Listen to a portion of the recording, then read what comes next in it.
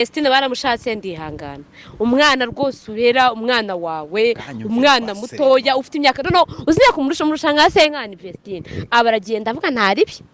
ubu nyine niko Imana yayipanze buriya n'igeno ry'umuntu yagiye ntaribi ariko ndavuga Dorcas we ntago yantanga ntacyo waba uri kumarira hano ntacyo waba umariye nta n'ikintu twatumariranye ngewe nawe waba uri gutuma ngumirwa kandi abakoga basaza vuba ndavuga ntaribi reka ntegereze uretse gato ni wowe uri kunsajisha haba haje ibiryo ryase niyo boss koko agutange gushaka umugore Yesu Kristo umwana ungana kuriya mutoya abana bareze bose baragibwa na Dorcas ni vuba bansigara nicaye hano ngenza nibaraguza wumva nta soni ufite erega ndakubona ni kote wanigirije na Bruce dafite umugore